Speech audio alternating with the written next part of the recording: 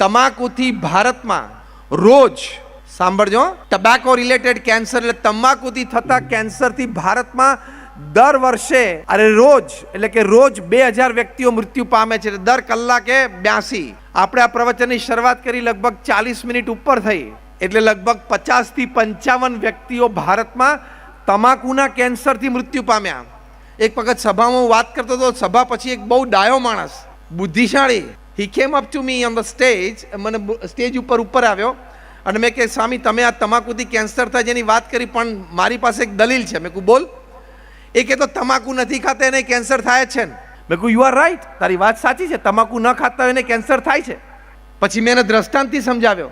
મેં એવું ઘરમાં ફેમિલી મેમ્બર 4 રહેતો હોય અને બધાને કોઈ લગ્ન પ્રસંગે અથવા બહારગામ ફરવા જવાનું થયું 3-4 દિવસ, તો ઘરને તાળું મારીને બધા બહાર નીકળે છે, હા કે ના? ઘરમાં બધા પરિવારજનોને એક સાથે બહાર નીકળવાનું થયું એટલે ઘરને આપણે તાળું મારીને બહાર નીકળીએ છીએ. તોય ઘર તૂટે છે, તોય ઘરમાં ચોરીઓ થાય જેવા પ્રસંગ બને છે ને, તાળા તૂટીને. એનો મતલબ એમ નહીં વિચારવાનો કે નસીબમાં ચોરી લખી હશે તો ઘરને તાળું મારીએ તોય ચોરી થવાની છે, તો ભલે ને ખુલ્લું રહ્યું તો વહેલું થાય, તો ચોરી વહેલી થાય. એમ તમે એમ કહો તમાકુ નથી ખાતા તોય કેન્સર થાય છે, ખાવ ને તો વહેલી થાય. કેન્સર વહેલું આવીને વળગે ને, એટલે એવી બોગસ આર્ગ્યુમેન્ટ નહીં કરવાની, થર્ડ ક્લાસ આર્ગ્યુમેન્ટ. એ ખોટું છે એટલે છે જ. તમે મધ્ય ગુજરાતમાં, તમે કચ્છ ક્ષેત્રના બધા સજ્જનો છો, તમે મધ્ય ગુજરાતમાં આવો ને તો ત્યાં તમાકુના ખેતર છે, ખબર છે? ખેડામાં ને આણંદમાં તમાકુ એકમાત્ર પૃથ્વી પરનો કેશ ક્રોપ છે કે જેના ખેતરને વાડ હોતી નથી. તમે જોજો, રોડ ઉપર પછી બાજુમાં ફૂટપાથ હોય, ફૂટપાથ પરથી સીધું જ ખેતર શરૂ થઈ જાય, વાડ જ નહીં. ખેતરને તમે વાડ ના રાખો એટલે શું થાય? ઢોર ખાઈ જાય ને. તમાકુના ખેતરને વાડ હોય નહીં. કેમ બોલો, કારણ બોલો.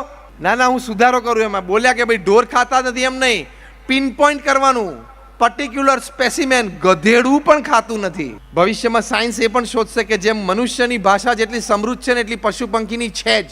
એ વખતે જ્યારે એનાલિસિસ થશે ને ત્યારે ખબર પડશે કે એક ગધેડો તમાકુના ખેતરમાં બિચારો ભૂખ્યો થયો ને લીલું જોયું દૂરથી એટલે મોઢું નાખવા ગયો, પણ બીજા ગધેડાને ખબર હતી કે તમાકુ છે ને ત્યાં આ માથું ના નંખાય, ખવાય નહીં. એટલે એક ગધેડો બીજા ગધેડાને કહેશે, જેમ આપણે માણસ હોય ને કોક ગેરરીતે વર્તો હોય તો આમ સહજ ભાવે અથવા મિત્ર ભાવે કે આમ ગધેડા જેવો છે, ઘણી વખત ગાળી દઈ દઈએ ને ગધેડા જેવો છે, એમ તમાકુના ખેતરમાં કોઈ ગધેડો માથું નાખતો હશે ને ત્યારે બીજો ગધેડો કહેશે માણસ જેવો છું. એક ગધેડો બીજા ગધેડાને ગાળ કેવી રીતે દેશે?